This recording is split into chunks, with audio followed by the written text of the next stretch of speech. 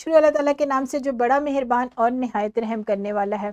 अस्सलाम वालेकुम प्यारे बच्चों, कैसे हैं आप सब लोग। मुझे उम्मीद है सेहतमंद और तंदुरुस्त होंगे और ज़िंदगी की नेमतों से खूब लुत्फ़ अंदोज़ हो रहे होंगे। मैं हूँ आपकी मौलमा हिना। और प्यारे बच्चों, आज हम पढ़ेंगे जमात हश्तम उर्दू की किताब में से उसका बाब चहारम, जिसका उन्वान है अदबी गुलदस्ता। प्यारे बच्चों, इस बाब का आज हम पढ़ेंगे सबक 4.1 और उसका लेक्चर नंबर 7 और हमारे सबक का उन्वान है रहमत साहब। हमारा आज का जो हासिल ताल्लुम है वो है नसर पारे की तशरीह कर सकेंगे, यानी आज के सबक की तकमील के बाद प्यारे बच्चों आप इस काबिल हो जाएंगे कि आप नसर पारे की तशरीह करना सीख जाएंगे।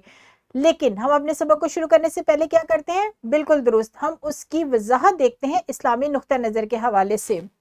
कुरान मजीद की जिस बात को जानने की ज़रूरत थी या जो बात तशरीह तलब थी, हज़रत सल्लल्लाहु अलैहि वसल्लम ने उसकी वजाहत अपने अमली नमूने से फरमा दी। आप सल्लल्लाहु अलैहि वसल्लम की ज़िंदगी कुरान मजीद की अमली तफसीर व तशरीह है, क्योंकि हमारा जो आज का हासिल ताल्लुम है वो तशरीह से मुतल्लिक है, लिहाजा इस्लामी नुक्ता नज़र के हवाले से जो वजाहत है वो भी तशरीह ही से मुतल्लिक है। अब हम बढ़ेंगे अपने आज के सबक की तरफ, लेकिन उससे पहले एक छोटी सी सरगर्मी। मौलम जमात को 3 ग्रोहों में तकसीम करेंगे और तख्ता तहरीर पर सबक 4.1 जो हम गुज़िश्ता दिनों में ख़त्म कर चुके हैं उससे कुछ जुमले मुंतखब करके लिखेंगे।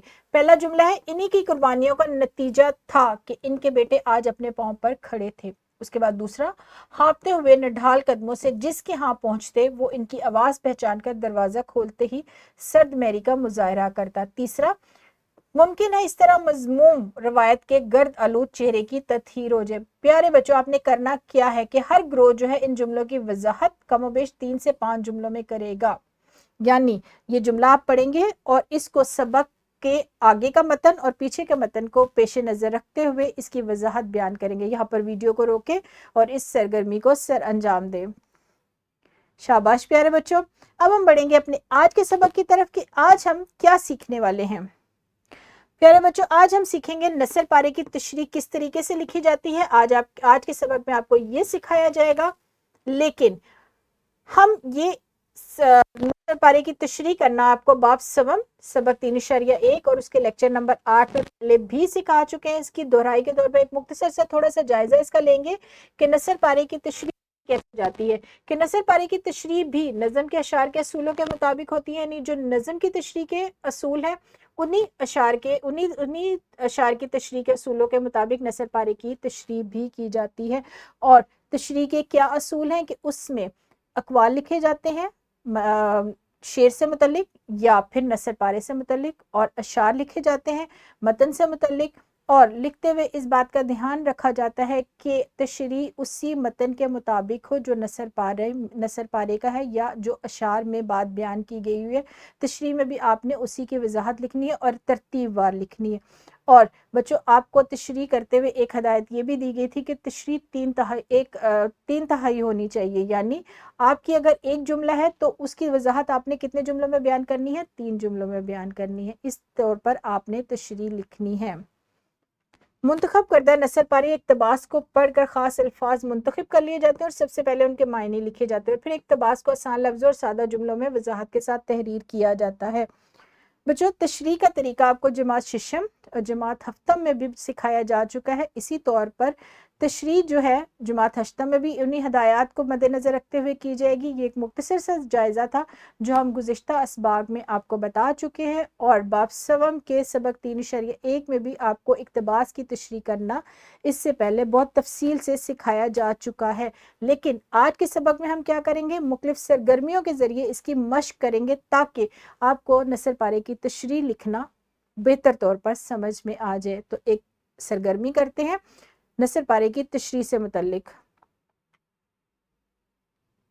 तलबा जोड़ियों की सूरत में बैठकर एक दूसरे से तशरीह लिखने की हिदायत के मुतालिक सवालात पूछेंगे और मौलम उनके सवालात के जवाबात का जायज़ा लेंगे। बच्चों, आपने अपने साथी से उन हिदायत के बारे में सवालात करने हैं जो नसर पारे की तशरीह लिखने से मुतल्लिक हैं, लेकिन मौलम इस दौरान में उनके जवाबात का जायज़ा ज़रूर ले कि वो अपने साथी को उन सवालात के क्या जवाब दे रहे हैं। यहाँ पर वीडियो को रोकें और इस सरगर्मी को सर अंजाम दें।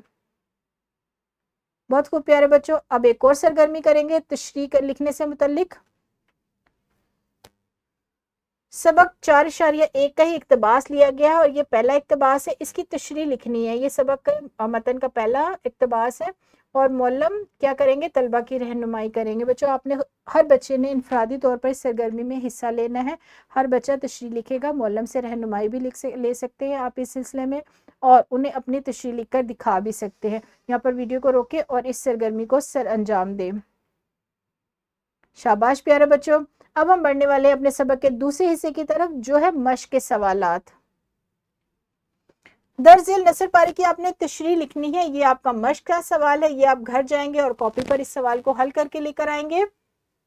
इसके साथ साथ बच्चों आपको एक वर्कशीट भी दी जाएगी, इसमें भी एक इक्तबास मौजूद है, लेकिन ये इक्तबास आपकी दरसी किताब में से नहीं लिया गया है, ये किसी और अफसाने का इक्तबास है। आप इसको पढ़ेंगे, समझेंगे और फिर इसकी तशरीह लिखेंगे।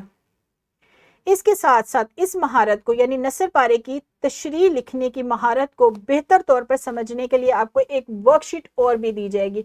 इसमें एक इक्तबास है और उसकी तशरीह आपको लिखी हुई मिलेगी, लेकिन उसके नकात जो है वो बेतरतीब है। आपने इस नकात को बेहतर तौर पर पढ़ना है, समझना है और उसका मुआजना करना है इक्तबास के साथ। जो ये वाला इक्तबास है, जो ये वाली इबारत है, आपने इसके साथ इसका मुआजना करना है और फिर इन नकात को तरतीब देते हुए तशरीह को मरबूत सूरत में लिखना है। ये आपको नसर पारे की तशरीह को बेहतर तौर पर लिखने में ये वर्कशीट बहुत मददगार साबित होगी कि आपको समझ आएगा कि तशरीह नसर पारे की किस तौर पर लिखी जाती है और उसको तरतीबवार लिखने का क्या तरीका है और उसको 3/4 किस तरीके से आप करेंगे, यानी जुमले जितने हैं उनको वजाहत में किस तरीके से आप लिखेंगे। यहाँ पर मैं अपने लेक्चर को ख़त्म करूँगी इस उम्मीद और यकीन के साथ कि आपको नसर पारे की तशरीह लिखनी बहुत अच्छे तौर पर समझ आ गई होगी। हमारी वर्कशीट्स, लेसन प्लान डिस्क्रिप्शन में मौजूद है, वहाँ से आप बासानी डाउनलोड कर सकते हैं।